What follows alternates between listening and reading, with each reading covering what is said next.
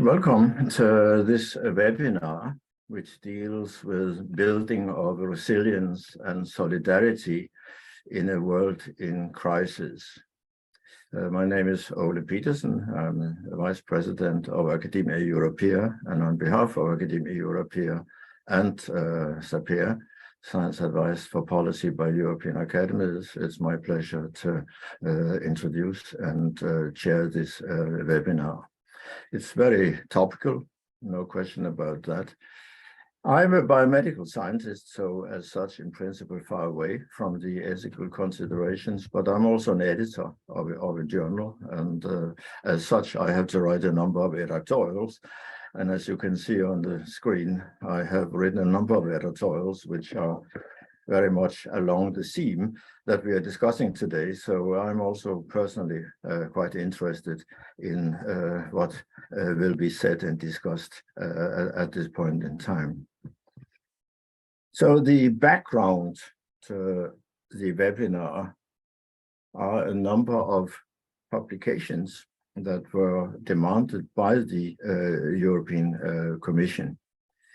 And basically, there are three sets of documents that are in the background of what we're going to talk about. But don't worry, you don't need to have read these documents in order to participate in the discussion, because our panelists will give you the main background.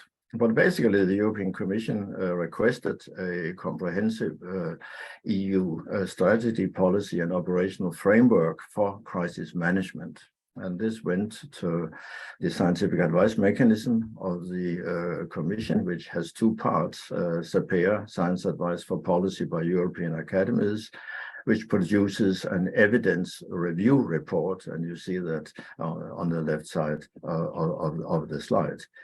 This informs the group of chief scientific advisors at the Commission to provide a scientific opinion, which on the basis of the evidence provided by SAPEA gives specific opinions and specific suggestions as to what should happen to the Commission. Because ethics is such an important element in crisis management, in this case, the Commission also requested a report from the European Group of Ethics, which you can see on the right side of the screen. So this is the background to this webinar. We are very lucky to have a very distinguished panel with us today, four eminent speakers. And they will speak in the sequence indicated on this slide. So we start with Barbara Preinsack, professor at the University of Vienna and chair of the European Group on Ethics that produced the third document I talked about before. We will then hear from Professor Ortwin Wren, who was a member of the SAPEA working group that produced the evidence review report that I just mentioned. This will then be followed by an intervention from Professor Niels Erik Sardin, who is Professor of Medical Ethics at the University of Lund and is Vice Chair of the European Group on Ethics. And last but certainly not least, we will hear from Professor Sigrid Graumann, who is rector of the Protestant University of Applied Sciences, Rhineland-Westphalia, Lippe, and professor of ethics at that university, and who is a member of the German Ethics Council. So after these four presentations, we are not going to take questions after each of these, but after the four presentations have been carried out, then we will have a question and answer. So please put your questions into the Q&A box. I would urge you to make the questions relatively short and concise, really, because it's difficult if there are a lot of questions coming up and to read a very long essay. So much better to make a short question. It increases the probability that your question will be taken. So put everything in the Q&A box rather than in the chat box. because it's difficult to look at several different boxes at the same time for me. So I will predominantly just look at the Q&A box.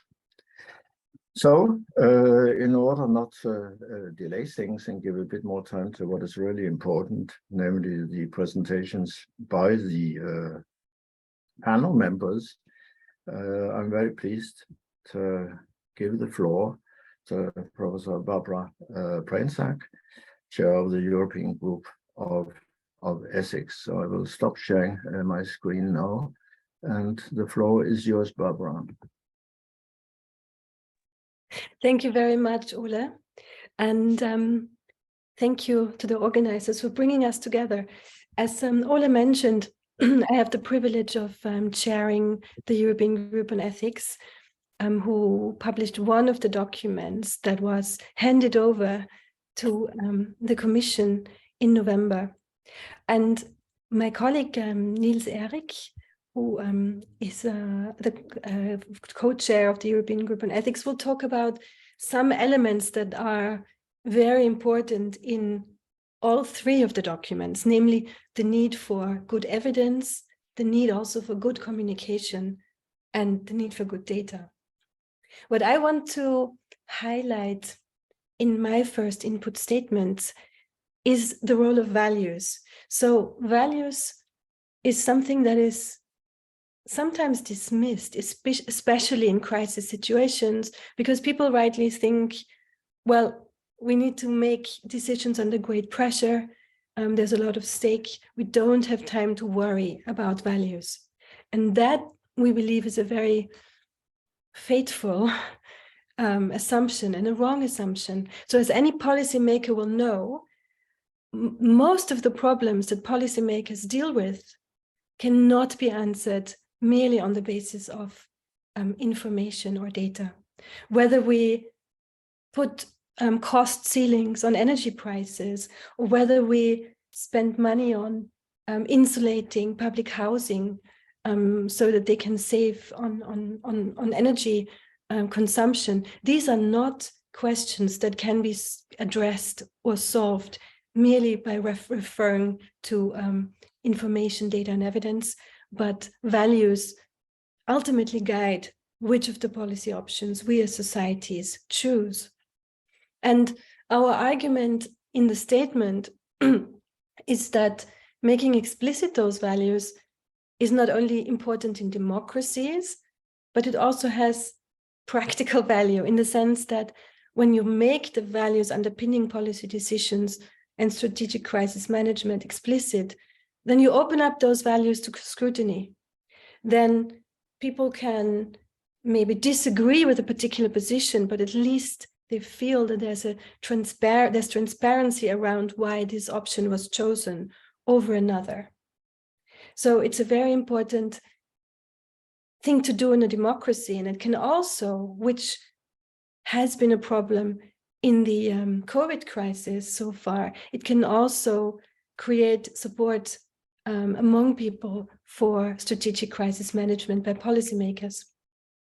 One of the values that we foreground in our statement, the European Group on Ethics foreground in our statement, is solidarity. And we don't do that because we think it has worked particularly well in recent and ongoing crises. So to use the COVID crisis as an example, empirical research shows that in many countries in the world, people have considered solidarity as a stick to beat them. It was something that was mobilized to ask more and more of people, be tough, comply with measures, and so on and so on.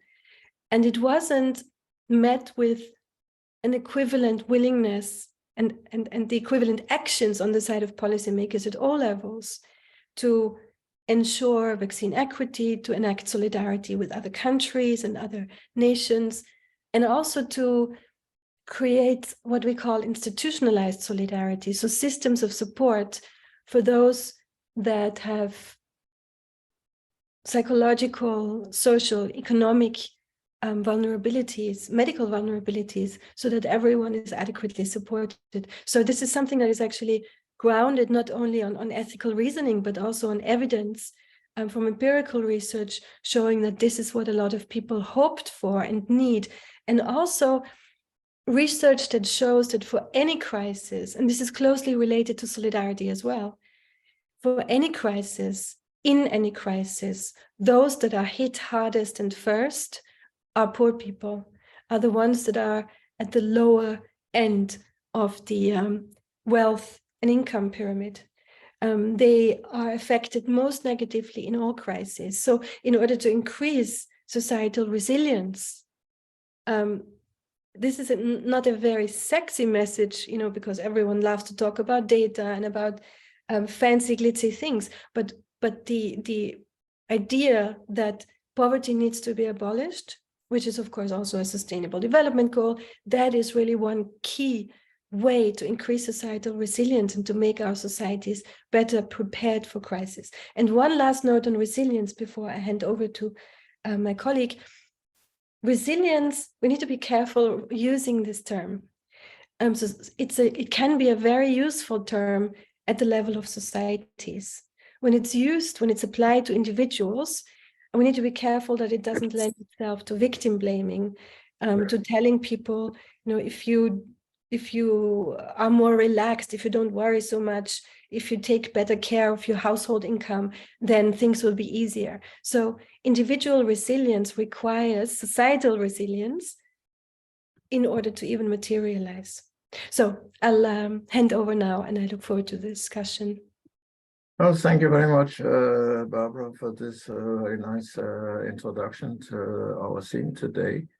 And I think without any further ado, we will move on to Ortwin Wren, who has joined us now. Ortwin is Professor of Environmental Sociology and Technology Assessment at the University of Stuttgart, and was a member of the SAPEA working group that I mentioned that produced the evidence review report. So Ortwin, the floor is yours. Yeah, thank you very much, Ole, for this very nice introduction. Thank you also, Barbara, for already giving the arena for this very important discussion on the various values, but also criteria that should lead us in terms of crisis management. And the peer report that I was a member of was very strong on pointing out that it's not just one criterion that will help us to deal with polycrisis, with a whole set of crises that will come at the same time, though we need multidimensional criteria that will help us first to be better prepared for these crises, but also to be better in coping with the crisis once they have occurred. And there were four major criteria, or let's say major dimensions that we were looking at, and we felt that those four dimensions are probably having priority over many others, and not the only one, but they're very important. And these four criteria are these measures that we take in order to deal with crisis should be effective, efficient, resilient, and fair. Those were the four major dimensions that we came up with. And I would like to go into each of them just in a few sentences. When we talk about effective, we mean that the measure should do what it's supposed to do. And that seems to be trivial. But when we think about very complex systems, it's not trivial at all. We can find out that sometimes things that seem intuitively right and very effective don't do the job. And on the other hand, we can see that things that seem to be far-fetched are probably much more effective than others. So we need very good interdisciplinary science to make sure that things are effective in a complex world. That's not so obvious as it sounds, and it takes sometimes very good scholarship to find out what's effective and what's not. And we need to know that more or less in advance rather than after the fact. The second point is efficiency. And I think at this point we have almost an empire of efficiency thinking. All of our kind of economic situation is based on efficiency. But I still want to say efficiency is important. It's just 1 out of 4. It's not the only one. It is not the dominant one, but it's one that matters because most of our resources are scarce, if it's labor or if it's natural resources or if it's human resources or if it's capital, and we need to be economical about these resources. And that's what efficiency is all about. And then we need very good economic expertise that tells us what is really efficient and what's less efficient within the realm of what we think is effective. And then we come to the third point, and the third point is important, and I think Mario pointed that out already quite clearly. It's resilience. And resilience, again, is not meant towards individuals who can be blamed that they can't cope with issues, but it's about systems. Systems are resilient if they can maintain or recover quickly in times of major stress. So we need to keep the functionality of critical infrastructure or critical services to society. Now, another thing which is important is because we're living in a transformation time or a transition time, specifically towards energy, climate neutral energy systems, or towards, let's say, new measures in terms of agriculture and many other industrial metabolisms. Resilience is not to make sure that the status quo is conserved in times of stress. What we really want to do with resilience is to say we want to make sure that the transformation is robust enough to withstand all kinds of stressors so that it can proceed. And that, I think, is something that's very important to stress, because very often we talk about resilience, we want to go back to the good old days because they seem to be more stable than that what we have today. But those days may be more stable, but they won't be stable in the context in which we are living right now. And we need the transformation because business as usual will be neither effective, nor efficient, nor resilient, nor fair. So we need to go on these transformations. We have to make those transformations more robust, more resilient against all kinds of stresses. And that leads me to my last point, and that's fairness. And Barbara, you referred to it as solidarity, which I think is a very good word that shows what fairness is producing. We can see that the burdens for these transformations are not equally divided among the various parts of the population. Some pay more, some pay less, some benefit, even if they don't deserve it, and some pay a lot, even if they are not guilty of any of the problems that need to be solved.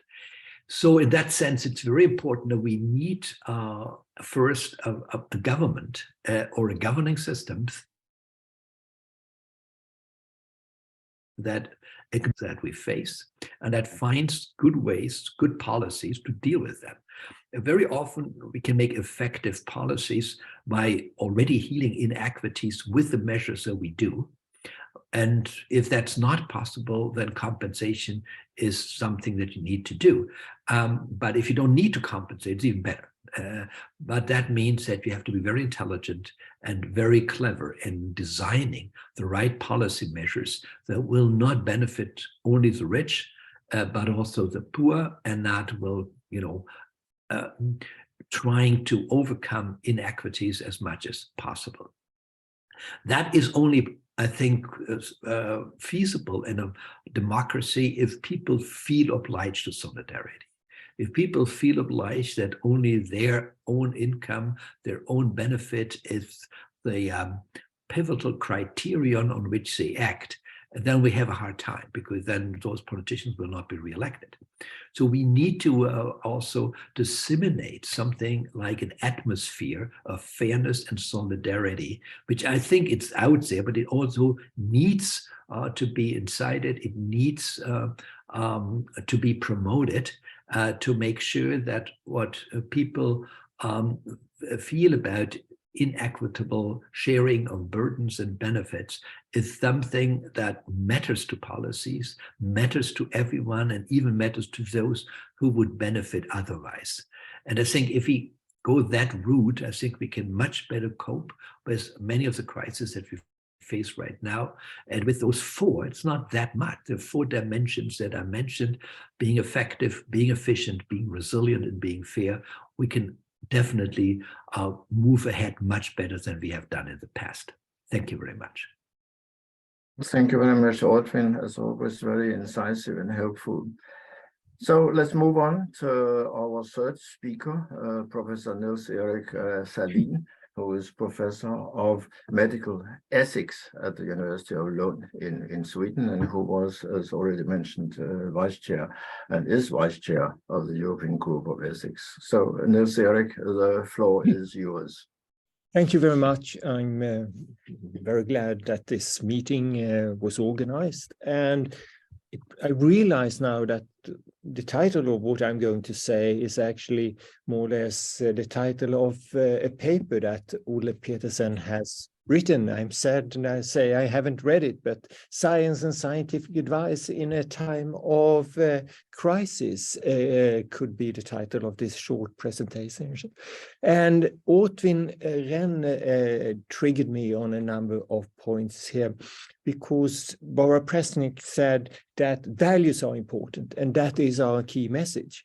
And the 4 dimensions that SAPEA's report is excellent, and I looked at it yesterday, and values are mentioned throughout the report, but it's not always said which values that are important here. And if you look at these dimensions that were mentioned, effectiveness, efficiency, resilience, and fairness, they're all value-laden. We can't say that we should be efficient if we don't think about the values behind it, because it can mean so many things. And resilience too has to do with the values. Fairness, of course, you all know that it can mean that we all get the same chair, or it can mean that we spend the money on those who are in greatest needs. 2 different things. But what I wanted to point out or emphasize with 2 of our recommendations. And as I'm from Sweden then, and you probably read, those of you who have followed the COVID crisis or the pandemic, that Sweden took rather different decisions from other countries. And it has been much debated, why were the decisions taken, etc. And we didn't lock down when other countries around us locked down. And we had another slightly different view on vaccinations of children, etc., and how we treated the elderly.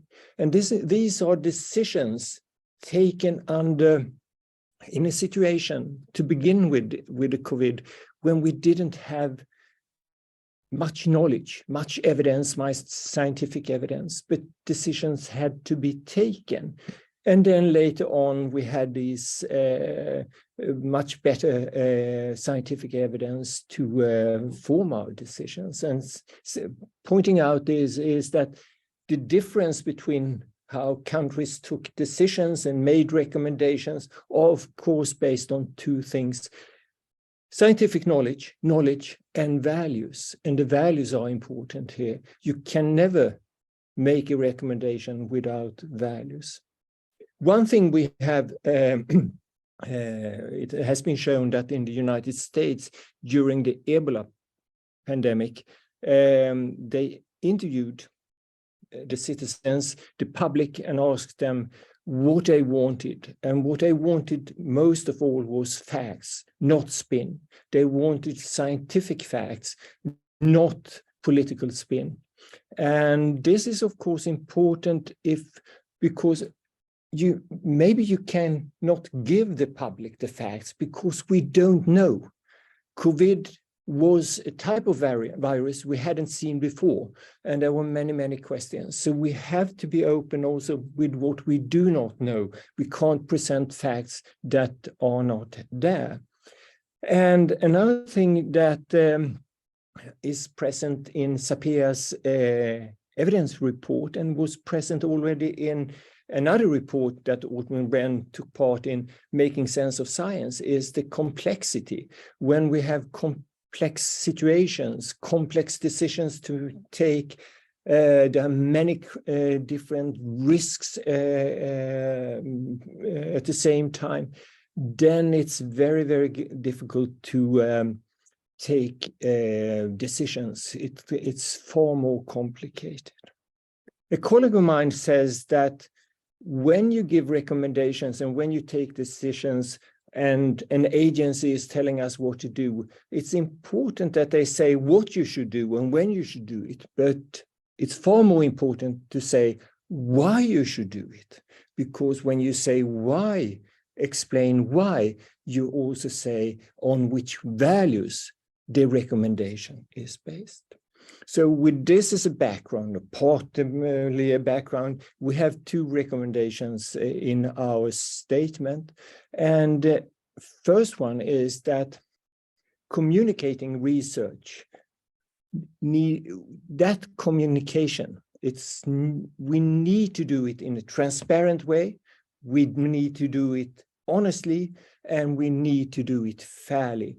This is extremely important if we want to build trust. That's one of our recommendations. I think this is utterly important, and we have a lot of codes on research integrity and how scientists should behave, but most of these codes do not have a recommendation or does not tell the scientists how to communicate. I think this is something which could be added to, for example, the European codes on research integrity. Another recommendation we have is that, and this is of course because decisions are value-laden, we can't take decisions without values, and risks are also value-laden, is that the values upon which decisions and recommendations are based must be made clear by agency, policymakers, politicians, etc., in order to gain public trust. This is, I think, an extremely important recommendation. And I don't know what your experience is, but my experience is that we forgot to do it during the COVID crisis, and we should remember this and try to do it better next time, because there will be plenty of crises in the years to come, sadly. Thank you.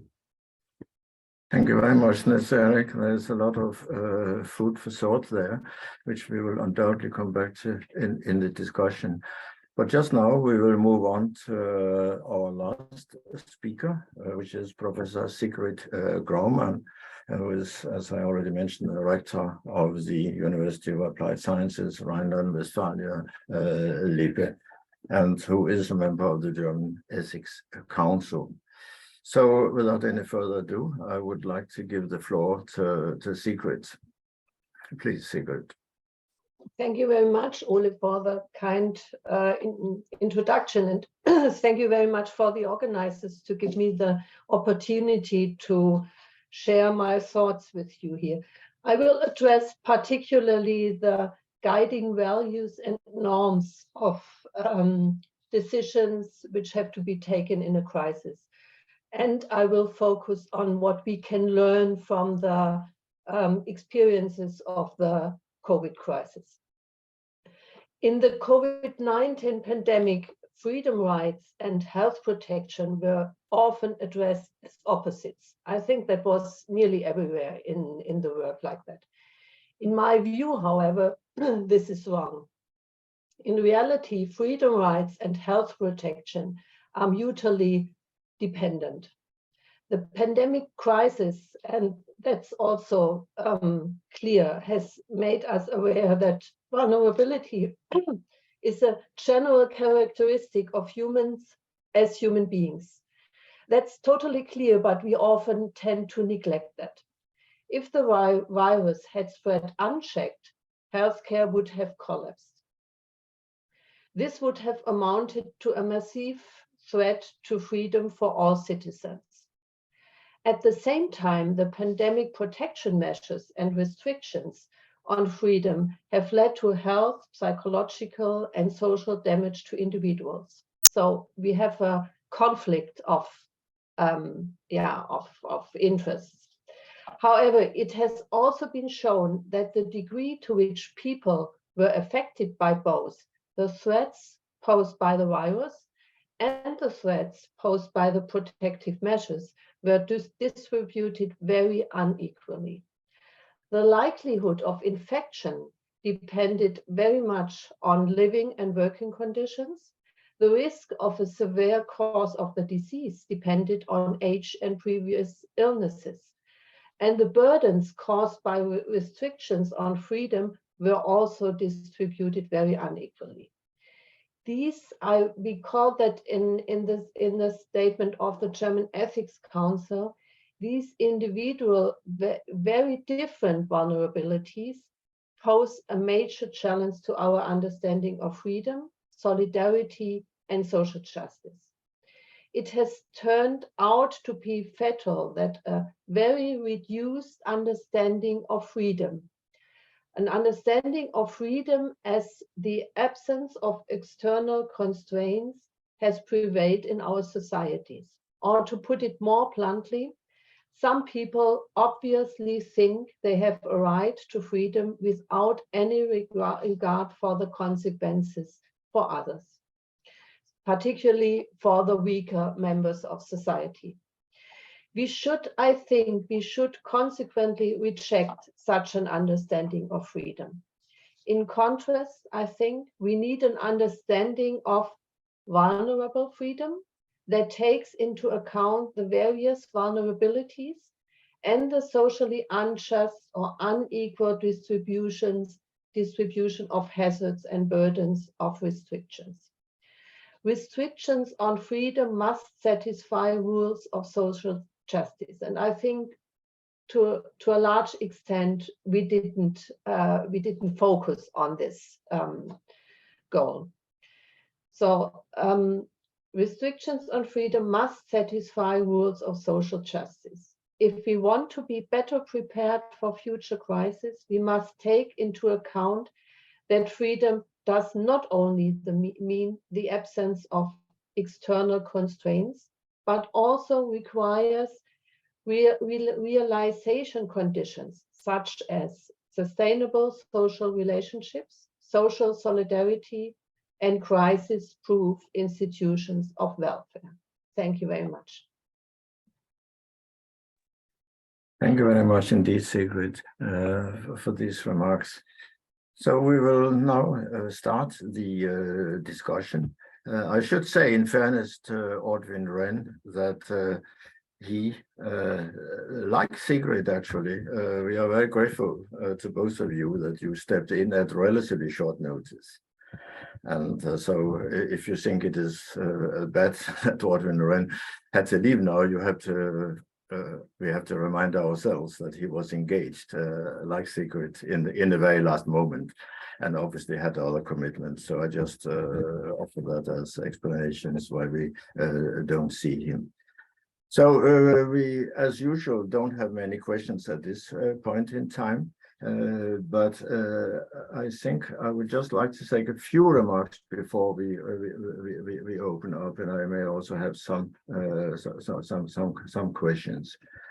So it's clear that we have, in a way, two different kind of narratives today here. On the one hand, we have from Ortwin Wren the more, shall we say, data-driven scientific aspect of the current crisis situation, whereas the other three speakers were more on the ethics. But as such, the webinar is pointed very clearly at the ethics dimension.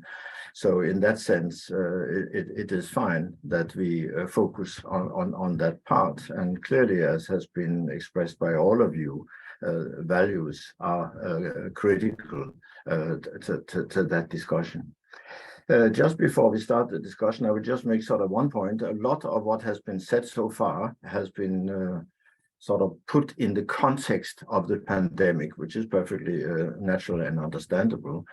However, as many of you have also mentioned, it's not the only crisis that we have at the moment. And I just noticed that nobody actually has so far mentioned the Ukraine crisis, which in many ways is at the moment quite critical in terms of many decisions that have to be made, and where a lot of the same points could be made, namely that the people who are at the poorer end of the socioeconomic spectrum are obviously suffering more from a result of the Ukraine crisis than many others. And again, the Ukraine crisis, I think, the way I see it, comes up with many serious dilemmas of an ethical kind that we also may want to take up.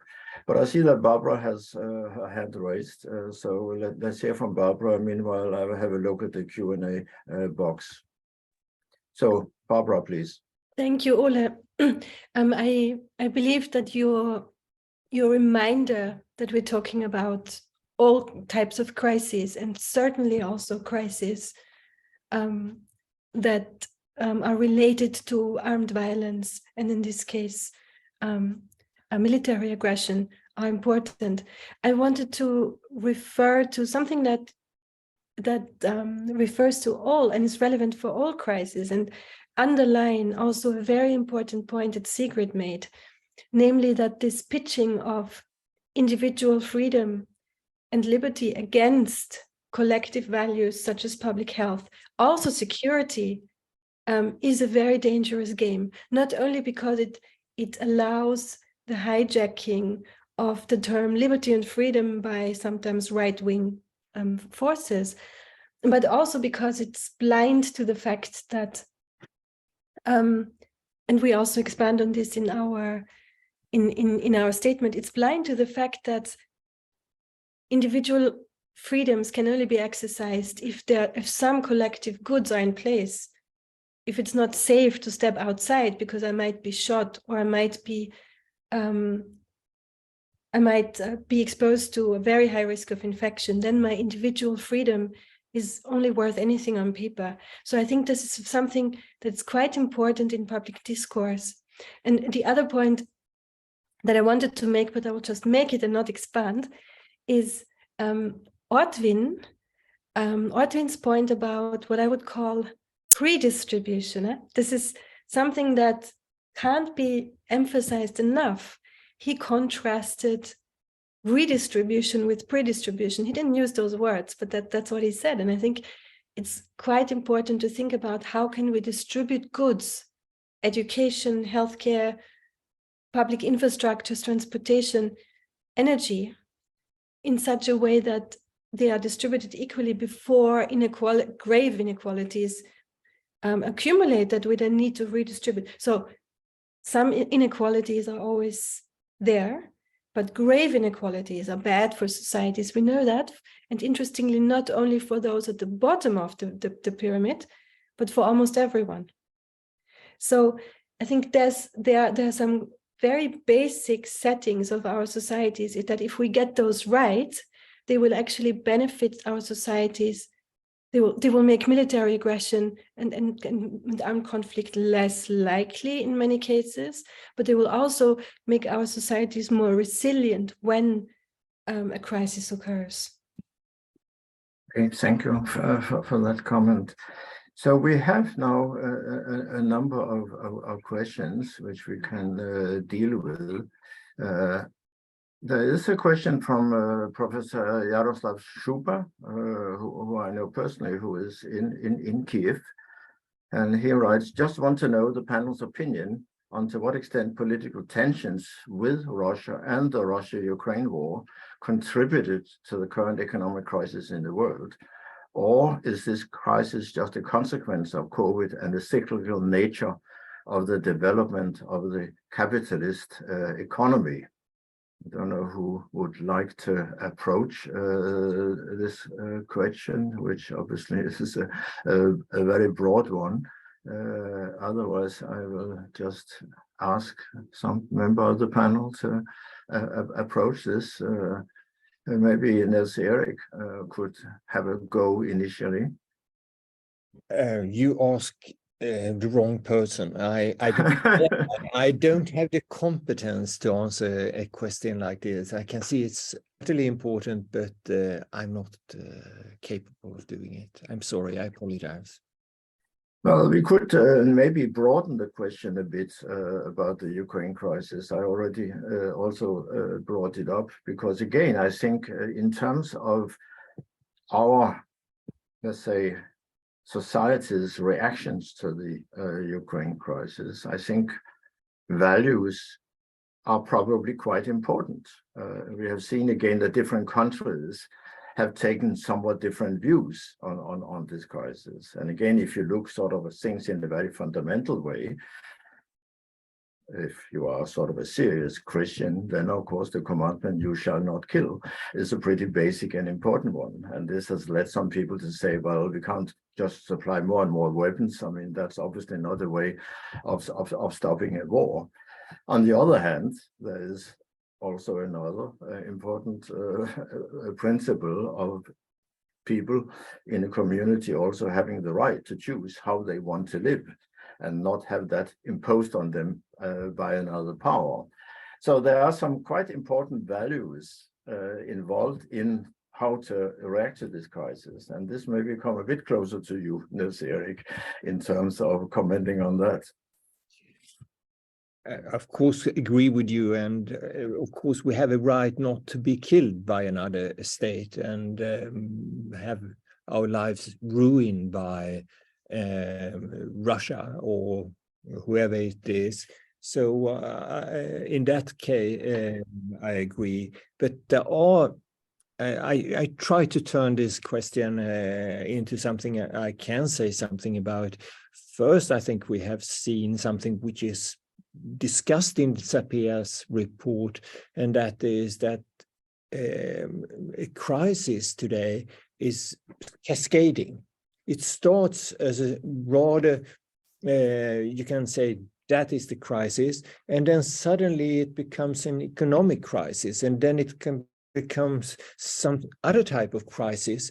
So we can see that it is sort of cascading throughout Europe, and it becomes more and more difficult to do something about. And another thing I wanted to add is that when we are talking about doing something, we often think that we have designed, I touched up on it, but we have the science, we know how to deal with this problem, we know which values are the values we want to have, and we take a decision. But what seems to a problem of today is that often we don't know enough to take the decisions that we want to take. And by that I mean we cannot just say, yes, let's maximize expected utility or pick the best or whatever, because there are no best and there are no maximization to be done because we don't have enough knowledge to maximize. And that, I think, is a new, in itself, a crisis. And we then have to look at which values, which principles should we rely on making the decisions then. And then we point at solidarity, we point at privacy, we point at human dignity and other things like that, which I think becomes more important when we have not as much knowledge. I don't think this was the answer you wanted, Ole, but it was an answer. Yeah, no, I think it is helpful, actually.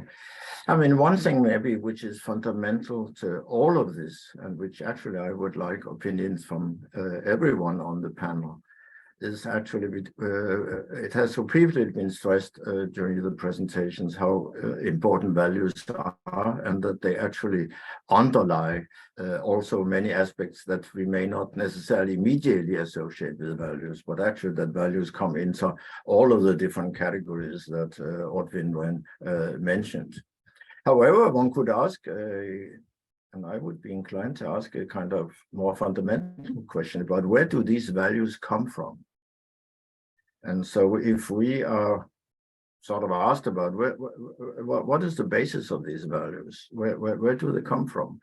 And obviously different members of society would have different answers to that. A Christian would say, well, I mean, it's very clear our values are actually enshrined in much of what is written in the Bible.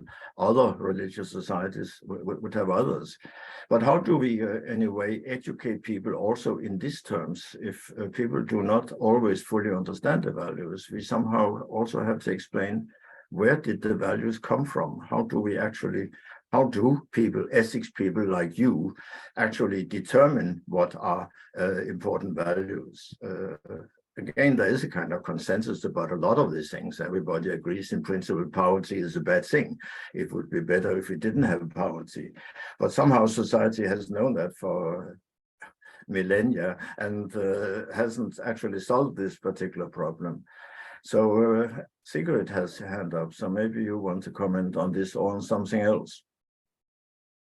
Yeah, Sigrid, I don't know if I directly, if it's directly a question to your answer, but I think that our values have been the last, let's say, decades very much influenced by economic values, and I think that was good for increasing autonomy of people.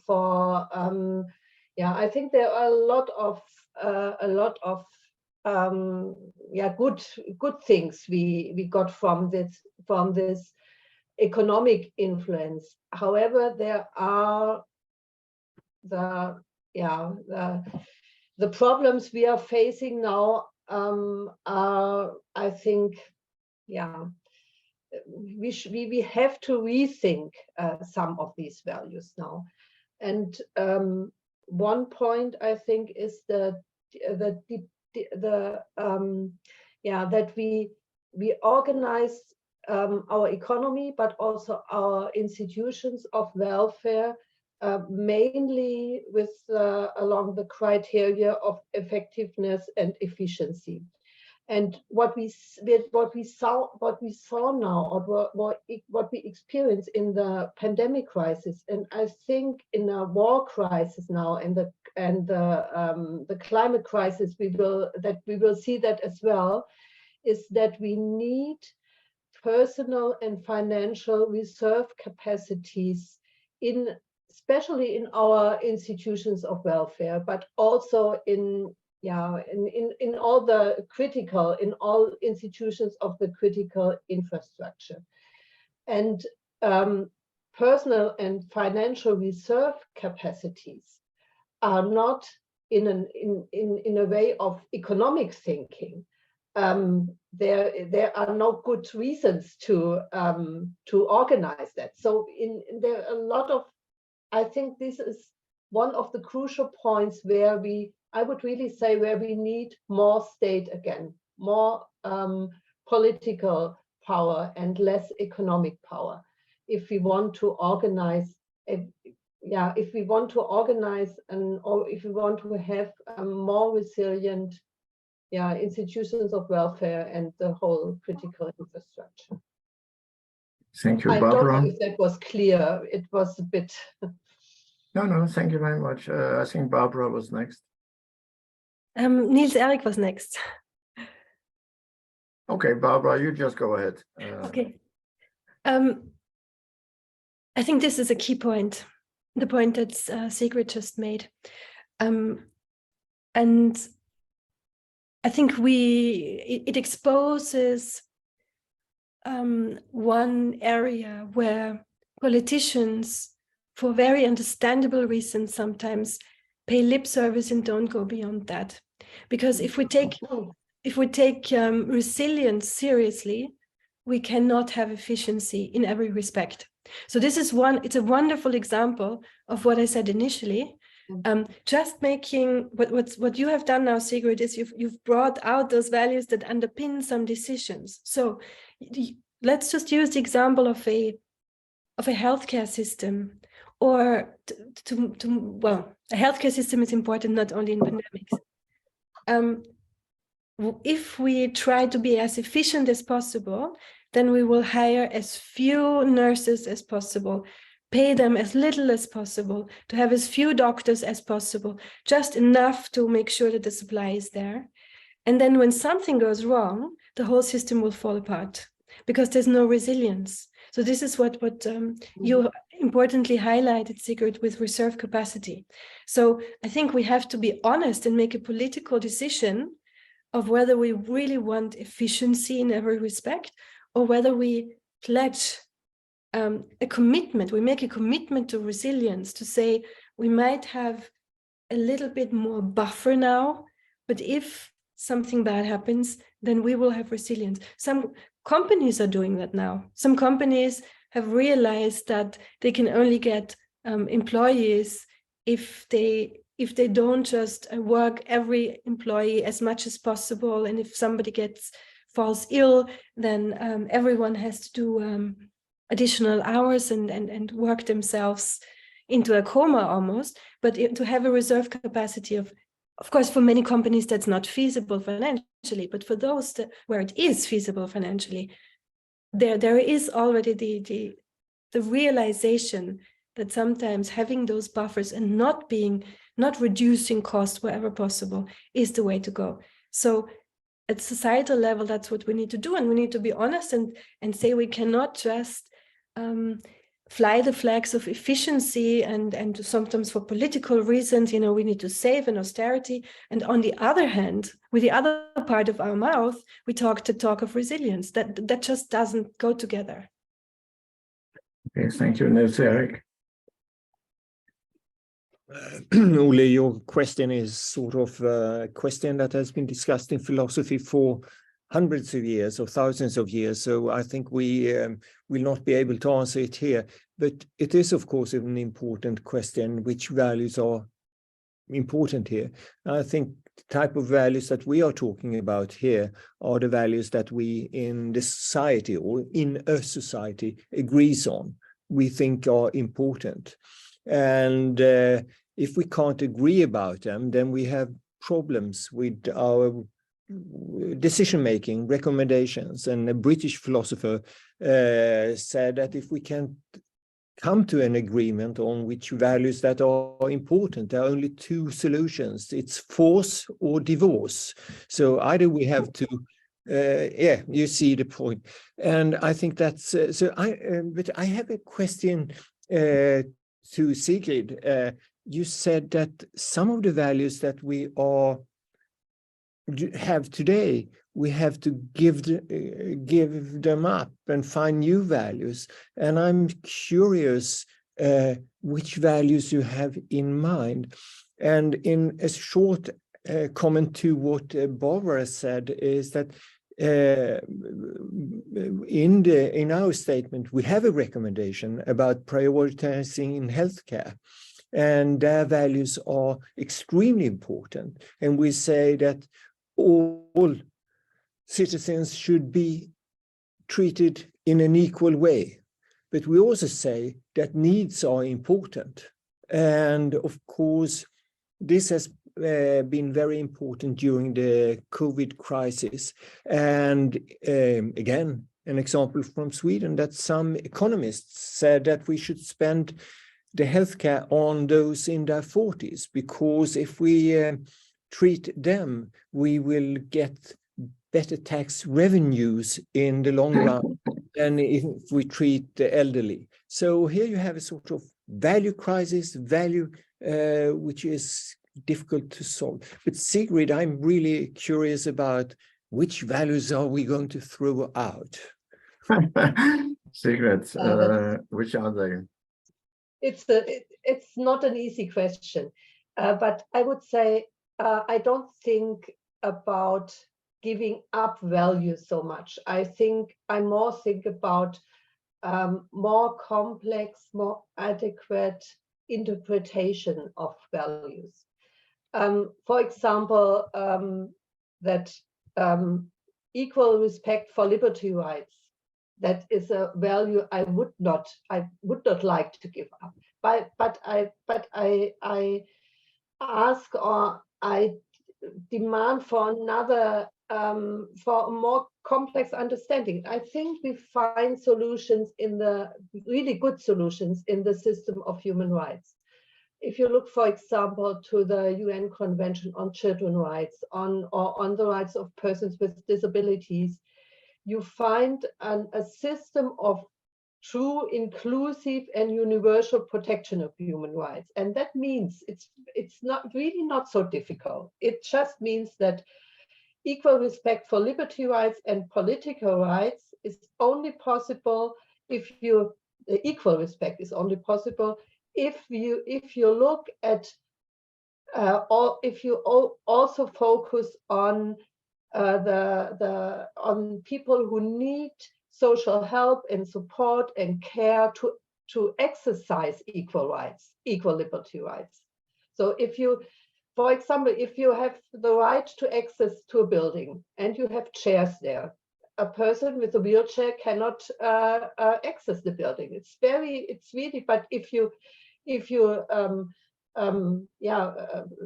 organize support and care, or if you organize a reconstruction of the building that you have no chairs but a ramp, then the person can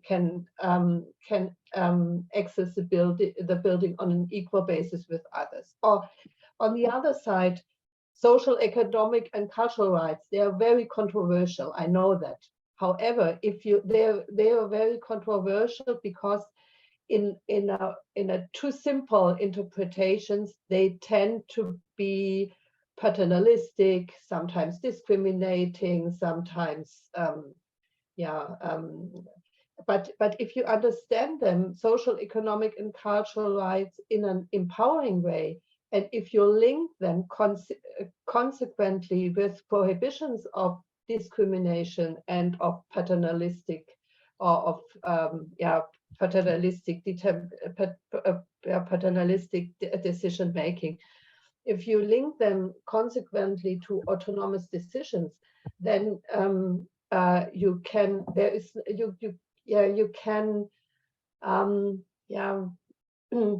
you can overcome this opposition of cultural, social, and economic rights on the one side, and freedom, liberty rights, and political rights on the other side. So, and I think that we have the sources for a more complex, a more adequate interpretation of the values which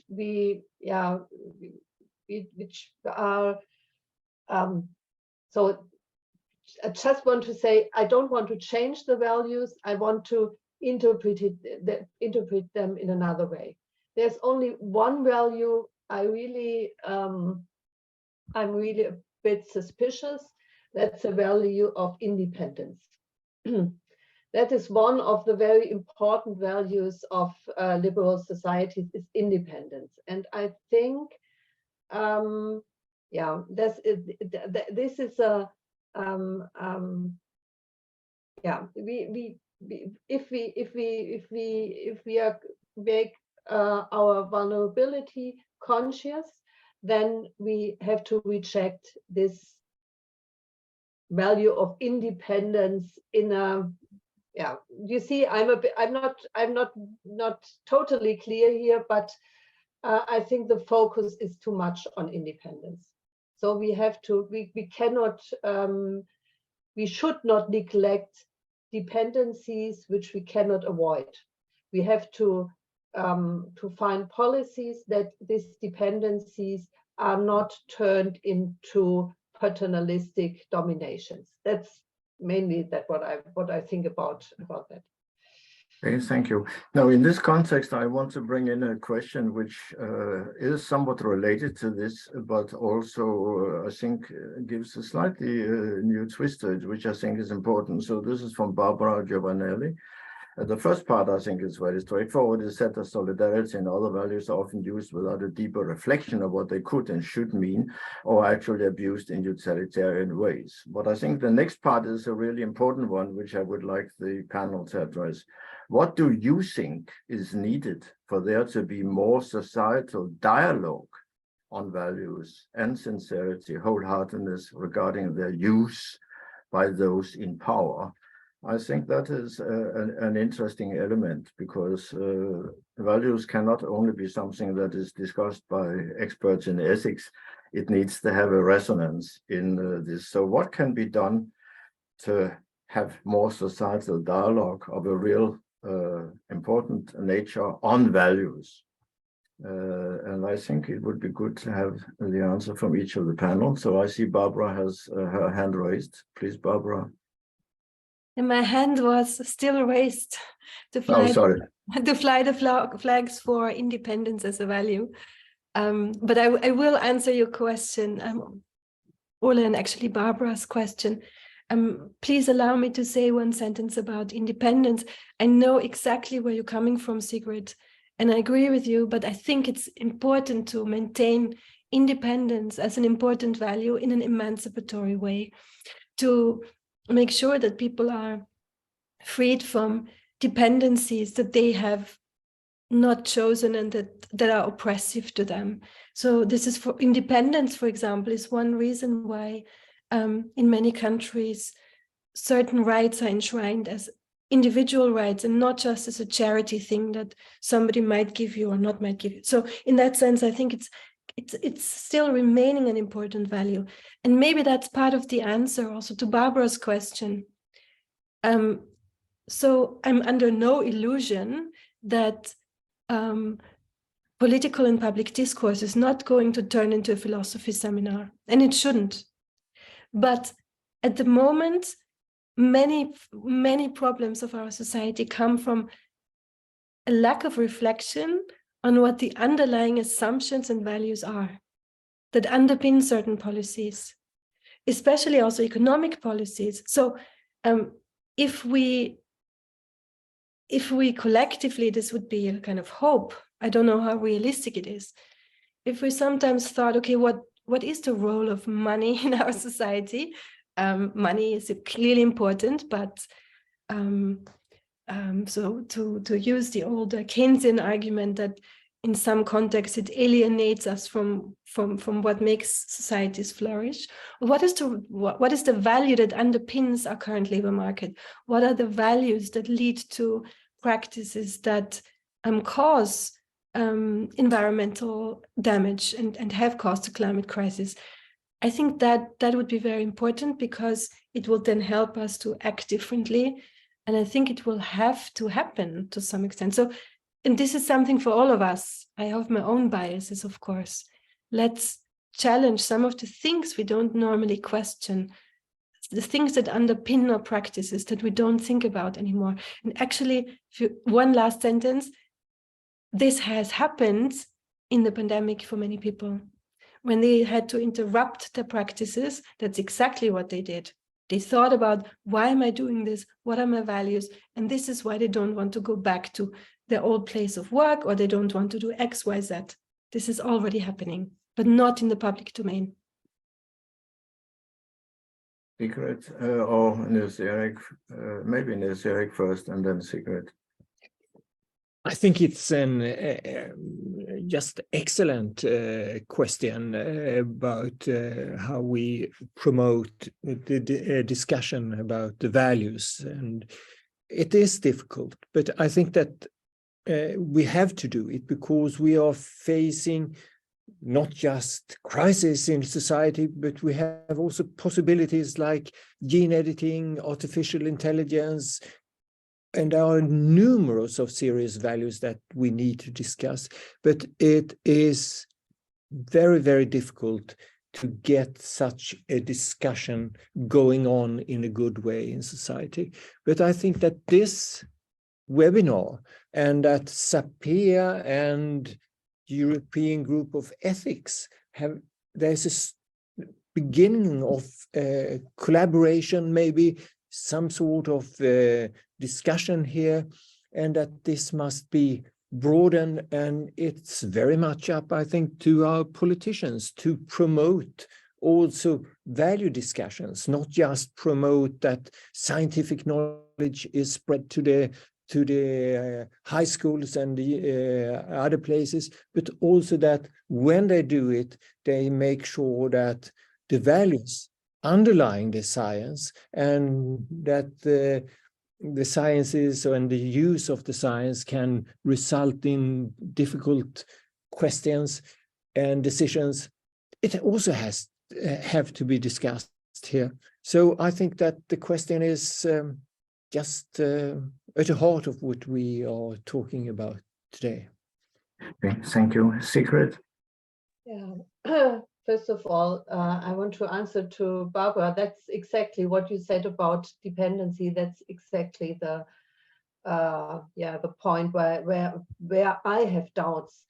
On the one side, on the other side, I try to put forward or to focus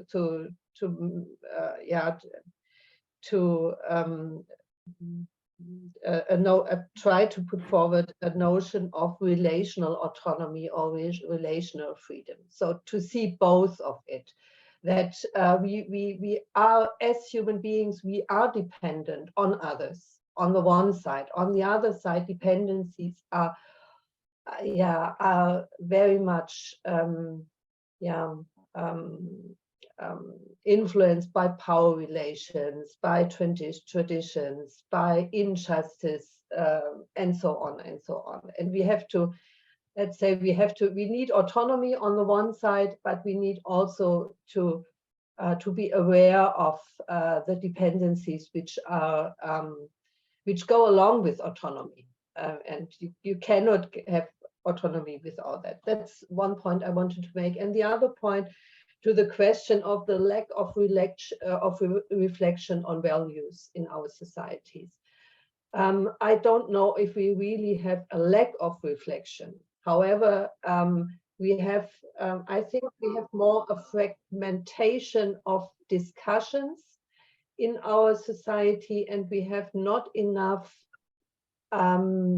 spaces where we can really, where we can engage the different groups of society in discussions. So we have, for example, in Germany, we had during the pandemic, we saw that there were a lot of discussions going on in the social media in all languages we have in Germany, but for example, our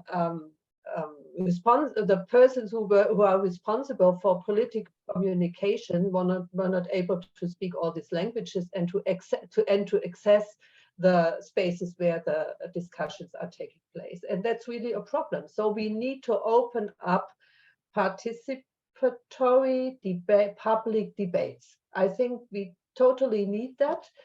And there are very old-fashioned institutions like academies for political educations. Why not such spaces supporting and engage so and I think it's clearly not so the public debates are mainly organized by the media in our societies, and that's, I think the media, they are doing a good job to a large extent. However, the problem is that we have to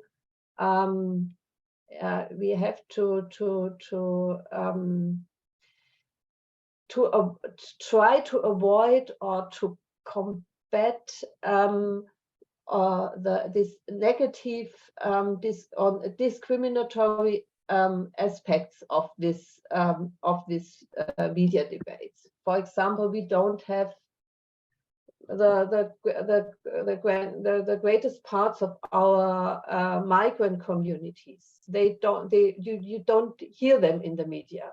You don't see them in the media. You hear them only if we have problems at New Year, that policemen are being attacked. Then we are talking with the migrants in our cities, but not in when it was about the consequences and the side effects of pandemic measures, which were very hard and very difficult for many of our migrant workers, the families who are living in certain parts of the cities. Nobody had the idea to talk to the people about these questions. And so I really think that it needs conscious and consequent engagement in public debates. And there is a kind of public responsibility to organize such debates. Okay, thank you very much. I think here it's sort of towards the end of the seminar. I would, in a way, like to come back to one point that Audryn stressed very much, and that is the question of efficiency. So efficiency could also be regarded, in my opinion, as an important element, even in impinging on certain values. Clearly, we have to make a lot of decisions about what to do and what not to do. Every time you decide on doing something, you're also, because of the limitation of resources that Audryn talked about, you're also deciding not to do something else. And so we have, in a sense, almost an ethical duty to be efficient, because otherwise we are wasting resources, which will make life worse for lots and lots of people. And in a way, we lack a little bit debate about what the future will actually look like. If you look at the quite influential books by Yuval Harari, where he paints, of course, a quite intriguing picture of some of the developments that may happen over the next decades, then there's a question whether we are preparing actually society to be resilient in terms of thinking about all these new developments. For example, I mean, in the UK, we are debating very much there's a lack of doctors. We need to educate many more. And this could be regarded as a very ethical thing, which would help many poor people. However, if algorithms actually, as some people suggest, will be much better at making diagnosis than medical doctors, then maybe we don't need masses of new medical doctors, which are very expensive to do. And we might actually need more nurses, because that's much more difficult for algorithms to deal with than to be a medical practitioner, and so on. And there are many, many, many other examples there, which, although they are mentioned in these best-selling books by Yuval Harari, they don't seem to be very much up in the general public debate. And maybe it's because it's complex, these technical issues. But I would like to hear, I mean, are we not also ethically, in a way, almost compelled to think about efficiency? Niels Erik. The answer is no, because efficiency can actually work against solidarity. It can lead to people having a more difficult life than they need to. Efficiency is a very dangerous tool, and you can see it in economics. If you define efficiency in a certain way, of course, it will prioritize in a way that we might not want to prioritize. I think it's a serious problem that we want maybe efficient algorithms is one thing, but the question is then how and for what reason do we use them? And do we use them in a way which under-prioritize elderly, under-prioritize people in great needs? That might happen. So I think we should thread very carefully here. And this is actually a nice topic for a webinar. So thank you, Barbara. I fully agree with Niels Erik that this would be a really good topic for a webinar. However, your substantive points, Niels Erik, I share all of them, but I think they pertain to an assumption that efficiency is a kind of economic category.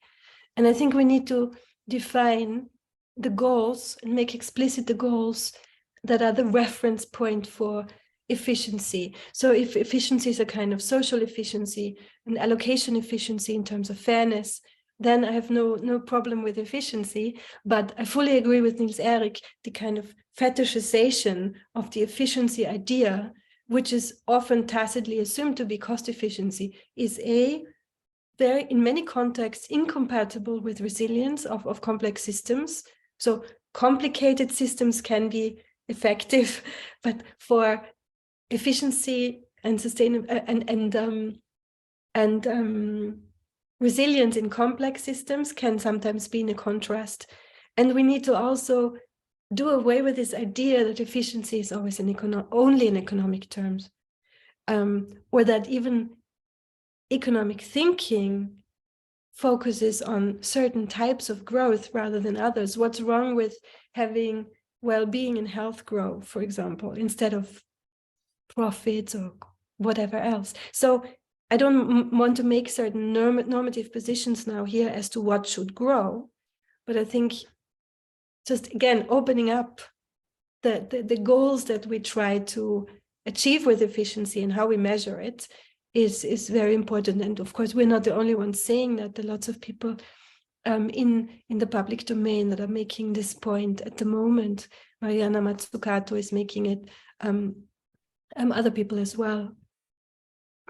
I don't know, Barbara, that we can have a need for an efficient solidarity. That's actually what we are saying in our statement.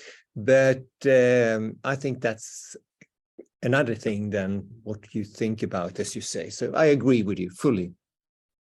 So there's the last question that just came in is a bit related to this. So Dirk Helbing writes, efficiency is a quantitative goal. Quality of life is a qualitative goal. Solidarity needs empathy, care, and love. A quantitative, data-driven approach may be quite limited, perhaps misleading. Don't know whether anyone wants. Sigrid had her hand up in any case, so maybe you also want to comment on this. Yeah, that fits very well with what I wanted to say more early. I think I have no problem with efficiency if efficiency is linked to transparent values. Then I have no problem. The problem is only if we understand efficiency only quantitative in an economic way, and then it means as fast as possible, as cheap as possible, as many people are served as possible, something like that. And that's not what we. Then I think efficiency is indeed misleading. However, if we make priorities clear and the values, the underlying values clear, then I have no problem with efficiency. Then it's an important, I think I would say it should not be a criteria at the first place, but at the, I would always say that the values have to be at the first place and the efficiency then at the second place. Yeah, I realize that the word efficiency probably can sort of sound very nasty and capitalist in the eyes of many people, but I do think that Ortwin had an important point in finding out that efficiency actually is important, because it actually means a great deal to society whether things actually work well or not. So I think the word may have different connotations for different groups. We are nearing the end. I'm conscious of the fact that I have not specifically linked the discussion to a lot of questions that came up, but actually we have covered virtually everything that is in the questions. And just to tell the people who put in the questions, I think I would urge all panelists just to have a look at the questions and see whether in writing you feel you can contribute something to some of these questions which we have not been able to deal with in a quite explicit manner. I saw that Niels Erik had his hand up before. Did you want to? Because we are nearing the end, obviously. We are already 20 minutes apart time, which is longer than we have usually had, but I think the discussion has been very interesting. And we still have actually a substantial number of people with us. So maybe we should just try to wrap up in a sense of trying to get a few keywords, key phrases in. And I would like to ask each of the panel members just to, at this very end, to say what for them is what the American calls the bottom line here. So let's start with Barbara. If you just want to say a few words sort of to sum up what you think are the really important elements of this debate.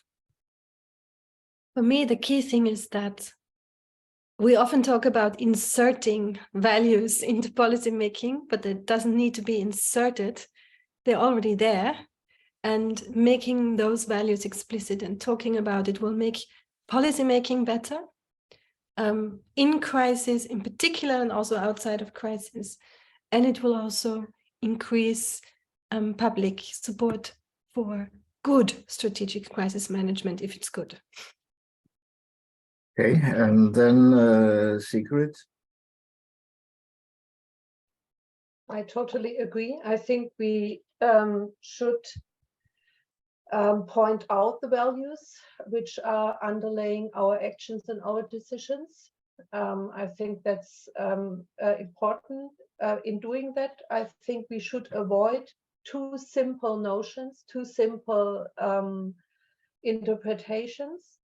I think we need more complex reflection, and I think I would really put forward the goal to to come back to the very to the human rights system and to the idea of equal respect and of equality, universality and inclusiveness of the protection of human rights. And I think if we do that really serious, we can avoid some of the pitfalls of I would say liberal ideology. Then Nils Erik, I'll give Nils Erik the last word. Yeah, just three things. Ensure values are transparent, what Barbara said, more or less. Justify the decisions that we and recommendations we give. And another point then is develop a code of science communication. I think that's also very important, and we touch on it. So that's three things we can do. Okay, that sounds very good. That's a very good end note. I want to thank our panelists really for being very incisive and making lots of interesting points. I think a lot of also novel elements have come up in this webinar, and as Nils Erik said, there may even be a scene for a new webinar that emerged from the proceedings today, which is also very good. The event has been recorded, and so it will be possible to come back to it. And we may all have a look at the questions and see whether there are certain aspects of the questions that we didn't quite cover, and we may be able to answer those. So I want to finish now by thanking, and I also want to thank, of course, all the staff at the Cardiff Hub who have underpinned this whole arrangements and made sure that everything technically has worked, and also making all the preparations for it. That is obviously an essential part of a successful seminar. And thank you also for all the many participants who are still here 23 minutes after we should have been finished. We still have more than 50 people with us, which I think is quite remarkable and indicates that the discussion actually has been valuable and interesting. So I close the seminar now. Thank you very much. Thank you. Thank Bye-bye. you. Bye. Thank you, Ole, for fantastic sharing. I'm not going to say efficient. Thank you. Okay, thank you. Bye.